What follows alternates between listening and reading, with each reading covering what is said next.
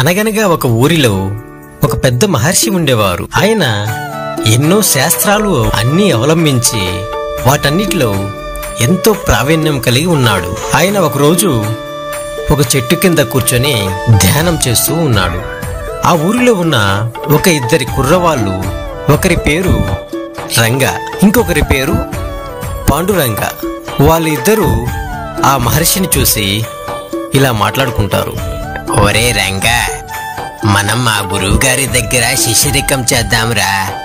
ఆయన దగ్గర శిష్యరికం చేసి మనం కూడా మంచి ప్రావీణ్యం పొందుదాంరా. అవునురా పాండురంగ, ఆయన ఎంతో శక్తి గలవారు. మనం ఆయన దగ్గరే శిష్యరికం చేద్దాం, పద అని అనుకొని ఇద్దరు ఆ గురువు గారి దగ్గరికి వెళ్తారు. గురువు గారు, నమస్కారములు. నమస్కారములు నాయనా. ఎందుకు ఇలా వచ్చారు? స్వామి, నా పేరు రంగ, నా మిత్రుని పేరు పాండురంగ. మేమిద్దరం మీ దగ్గర శిష్యరికం చేయదలిచాము స్వామి. అవునా? ఎందుకు నా దగ్గర శిష్యరికం చేయాలనుకుంటున్నారు? స్వామి, మేము మీలాంటి వారి దగ్గర శిష్యరికం చేస్తే మేము ధన్యులమవుతాము స్వామి. అందుకని మీరు కాదనకుండా మమ్మల్ని శిష్యరికం చేర్పించుకోండి స్వామి. అవునా? సరే, మీరు ఇంతగా అడుగుతున్నారు కనుక నేను మీ ఇద్దరికి ఒక పరీక్ష పెడతాను. ఆ పరీక్షలో మీకు నా దగ్గర శిక్షణ పొందే అర్హత ఉందో లేదో మీకే తెలుస్తుంది. మీకు ఆ పరీక్ష సమంజసమైతే నా దగ్గరికి రండి అని ఆ మహర్షి ఆ ఇద్దరు కుర్రవాళ్ళకి చెప్తాడు. అప్పుడు ఆ కుర్రవాళ్ళు ఈ విధంగా చెప్తారు.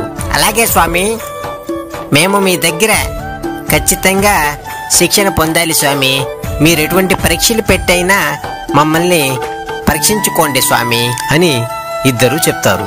అప్పుడు ఆ మహర్షి, మీ పరీక్ష ఏంటంటే మీరిద్దరూ పొరుగురికి వెళ్ళి రావాలి, అది కూడా నేను చెప్పిన విధంగా వెళ్ళి రావాలి అని చెప్పి ఆ మహర్షి ఒక సంచిలో ఆహారాన్ని నింపి ఆ సంచిని పాండురంగ అనే అతనికి ఇస్తాడు. ఇచ్చి అతనికి ఈ విధంగా చెప్తాడు.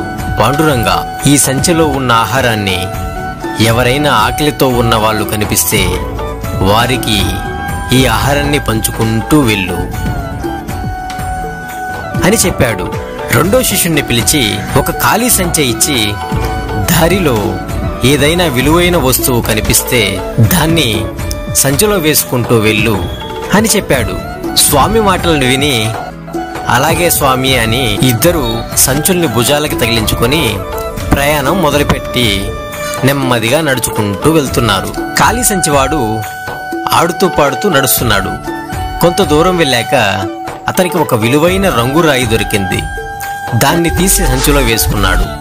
మరికొంత దూరం వెళ్ళాక మరొకటి కనిపించింది. దాన్ని తీసి సంచిలో వేసుకున్నాడు. అలా ఎక్కడ రంగురాయి కనిపిస్తే దాన్ని తీసి సంచిలో వేసుకుంటూ నడక సాగించాడు. దాంతో సంచి బరువెక్కసాగింది. నడక చాలా భారంగా మారింది. శ్వాస తీసుకోవడం కూడా బాగా ఇబ్బంది అయింది. ఉండే కొద్దీ అతను అడుగు తీసి అడుగేయడమే చాలా కష్టమైపోయింది. ఇక రెండోవాడు వెళుతూ వెళుతూ దారిలో ఆకలితో కనిపించిన వారికి తన సంచిలో ఉన్న తినుబండారాలను కొంచెం కొంచెంగా పంచుకుంటూ వెళ్ళాడు.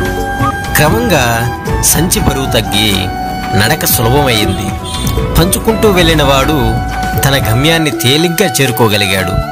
పోగేసుకుంటూ వెళ్ళిన వ్యక్తి గమ్యాన్ని చేరుకోలేకపోయాడు.